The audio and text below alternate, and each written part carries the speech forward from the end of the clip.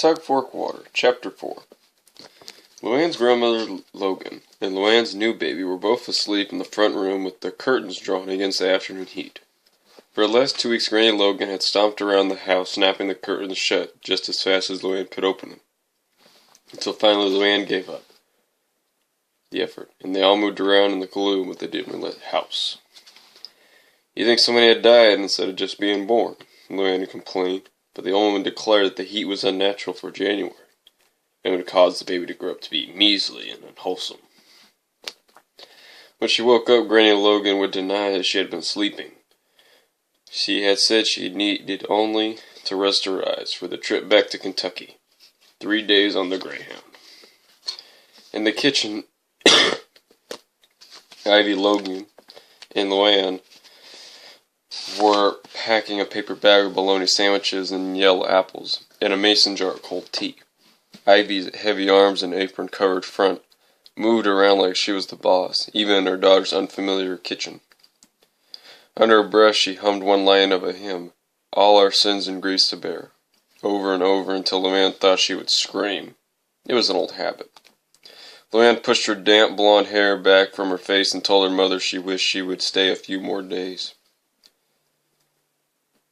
Whenever Ivy looked at her, Luann could feel the tired half-moons under her own eyes. "You haven't hardly had any time to say boot on hell. We'll have Tuesday off and we could take the truck and all go someplace. We could all fit in some way, or otherwise I could stay here with Dorian Way and the rest of y'all go.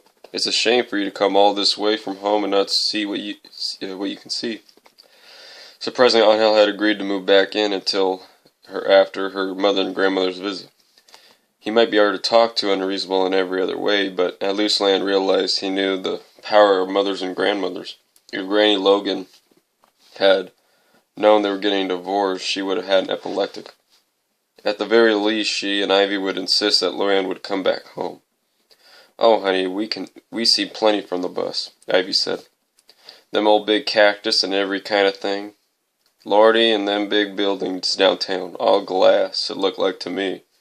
I expect we'll see a good sight more on the way home."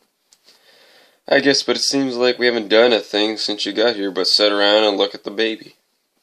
"Well, that's what we come for, honey.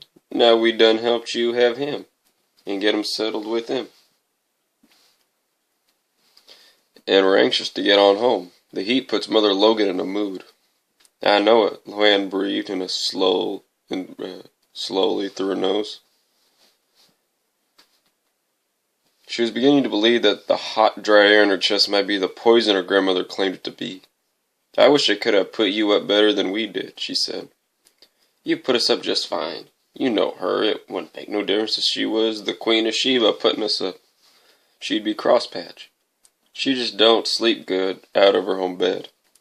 Ivy untied the borrowed apron and smoothed down the front of her navy blue dress. Luann remembered the dress from about 100 church potluck suppers. Just the sight of it made her feel stuffed with potato chip casserole and Coca-Cola cake. "Mama," she said, and then started over because her voice was too low to hear. "Mama, when Daddy was alive..." She was not sure what she meant to ask. "Did you guys talk to each other? Was he the person you say things up to say to? Or was it like now? A houseful woman for everything, for company." Ivy was not looking at her daughter, but her hands were still for once. "Did Granny Logan always live with you from the beginning?" Ivy peered into the brown bag and then rolled the top down slightly. "Not her with us. We lived with her." "Is that how you wanted it?" Luann felt embarrassed. "I guess I always thought it would have been something to go off on her own, like you done. But there was so much work in them days, no time for fun, and besides, I've been scared to death out of some place. All by myself." "It wouldn't be all by yourself. You had been with Daddy." "I suppose," Ivy said. "We didn't think about it that way." She turned back to the sink to wash her hands, then pulled the dish towel down from the wooden ring over the sink, refolded it, and hung it back up. I want you to run on in there now and tell Mother Logan we gotta get ready to go. Ivy and her mother-in-law were not speaking on account of one another on one thing or another. Luann could never keep track. She wondered what the trip would be like for them, all those days and nights on the Greyhound, but they were sure to find some way to having a conversation. In the past, in times of necessity, she had seen her mother and grandmother address one another through perfect strangers. Granny Logan? Luann put her hand gently on the old woman's shoulders, feeling her shoulder bones through the dark silk cloth of her dress. At the same time she opened her eyes, the baby started to cry. "You have a nice catnap, Granny?" she asked, hurrying to pick up the baby and bounce him on her hip. She always thought she sounded like she was choking. It was just my eyes needed a rest. I weren't sleeping. She held tightly to her arms of the chair until she knew where she was. "I told you, the heat's done put that baby into a colic. Needs a mustard plaster to drop the heat. Mama says tell you it's time to get your grip packed. She says you're all fixing to leave tonight." "My grip's done packed." "All right then, you want to buy a supper before you go?" "Well, come on home with us, honey. You and the baby." "Me out on hell and the baby, Granny?" "I've been married now for practically 5 years, remember?" She felt like such a sneak, letting on as though her marriage was just fine. It was like presenting her mother and grandmother with a pretty Christmas package to take back with them, with nothing but tissue paper inside. She had never lied to them before, that she could remember, but something in her would not let them be right about on Hill. "Aunt Hill's got good work at the bottling plant," she told Granny Logan. This, at least, was true. "We like it here. I don't see how a body could like no place where it don't rain. Law, I'm parched. Give me a glass of water. I'll get it for you in a minute," she said, switching the baby to the other hip, knowing that in a minute Granny Logan would have forgotten her request. "You get used to it. When we first moved out here, I had sore throats all the time. I was scared to death I'd caught throat cancer, like what's her name on that TV? You know, that had to stop singing." Luann realized Granny Logan wouldn't know NBC from pinto beans. "But I turned out to be fine, of course. And it don't bother me, and don't bother him one bit, does it?" She cricketed a finger into the baby's chin and looked into the foggy blue eyes. "Drain, Ray's a Tucson boy, aren't you?" Luann's baby had not been born on Christmas, or even the day after, or 2 days after. He had come early on a morning of January 1st. Just missing the first baby of the year at St. Joseph's Hospital by about 45 minutes. Luann later thought that if she had just pushed a little harder, she might have gotten the year of free diapers from Bottom Dollar Diaper Service. That was the prize. It would have come in handy now that her washing machine fund, which was meager enough to begin with, had been parceled out to all the neighborhood kids. "I don't see how a body can grow no tobacco if it don't rain," Granny Logan said. "They don't grow tobacco out here. No crops hardly at all, just factories and stuff, and tourists that come down here for the winter. It's really pretty out in the mountains. We could have showed you if you hadn't had to go back so soon." The baby coughed again, and she jiggled him up and down. "It's not usually this hot in January either." "You heard it yourself, Granny. The man on the radio saying it was the hottest January temperatures on record." "You talk different. I know you was going to put on airs." "Granny, I don't. Don't talk back to me, child. You do. I can hear it."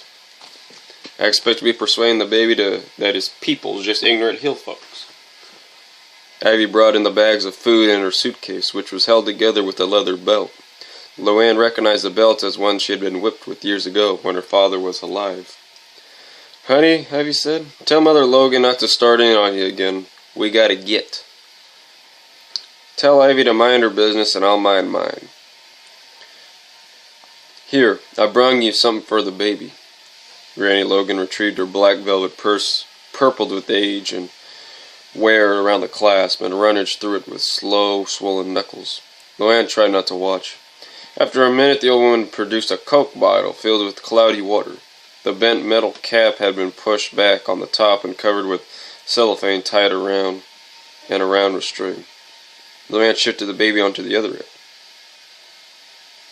pushed her hair behind her ear, and took the bottle with her free hand. "What is it?" "That's tug fork water, for baptizing the baby." The water inside the bottle looked milky and cool. A fine brown sediment stuck to the glass bottom when she tipped it sideways. "I remember when you were baptizing Tug Fork. You were just a little old bit of a thing, and scared to death. When the Reverend went to dunk you over, you hollered right out. Law, I remember that so good." That's good, Granny. You remember something I don't." Luann remembered how Granny Logan was picturing a baptism in one bottle of water. Of course, the original plan had been to have Dwayne Ray sprinkled as a Catholic, but Granny would have died if she knew that, and everything was up in the air now, anyway, with Angel gone. "Doll baby, I reckon we're all set," Ivy said. "Oh, I hate to go. Let me hold my grandbaby again. You see, he gets enough to eat now, Luann. And I always had plenty of milk for you and your brother, but you're not as stout as I was. You never was a stout girl. Not my fault you wouldn't eat when I put down in front of you." She gave the baby a bounce on her pleated bosom.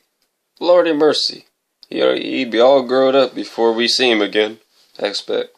I'm as fat as a hog as since I had him, Mama, and you know it. Remember, you have to use both sides. If you just nurse him on one side, you'll go dry." "Don't expect I'll see him again at all, Granny Logan grunted. "Not his old great-grandma. Mama, I wish you'd wait till Aunt Hell gets home and we could drive you to the station. You're going to get all confused if you try to take the bus. You got to change downtown." The way they had both managed to avoid Aunt Hell, he might as well not have moved back in. "It's a sin to be working on Sunday. He ought to be home with his family on the Lord's Day," Granny Logan said inside. "I guess I didn't be expecting better from a heathen Mexican." "It's shift work," Luann explained again. "He just gotta go in when they tell him to, and that's that. And he's not a heathen. He was born right here in America, same as the rest of us. Just because he wasn't baptized in the same old dirty creek," Luann added in her voice way too low for Granny and Logan to hear. "Who tells him to?" the old woman demanded. Luann looked at her mother. "We'll manage with the bus and all," Ivy said. "That'll make it right. Don't do it, just because some heathen tells him to work on the Lord's Day." Luann found a scrap of paper and wrote down the name of the stop and the number of the bus they would have to take downtown. Ivy handed back the baby and took the paper. She looked at it carefully before she folded it twice, tucked it into her purse, and began helping Granny Logan with her coat. "Granny, you're not going to need that coat," Luann said. "I swear it's 80 degrees out there." "You'll swear yourself to a tarnation if you don't watch out. Don't tell me I'm not going to need no coat, child, this January." Her old hand pawed the air for a few seconds before Ivy silently caught it and corralled it in the heavy black sleeve. "Luann, honey, don't let him play with that ink pen," Ivy said over her shoulder. "He'll put his eyes out before he even gets a good start in life." The baby was waving his fist vaguely in the direction of the blue pen in Luann's breast pocket, although he couldn't have grabbed it or picked it up if his little life depended on it. "All right, Mama," Luann said quietly. She wrapped the baby in a thin blanket in spite of the heat, because she knew one or the other of the two women would fuss if she didn't. "Let me help you with the stairs, Granny," she said, but Granny Logan brushed her hand away.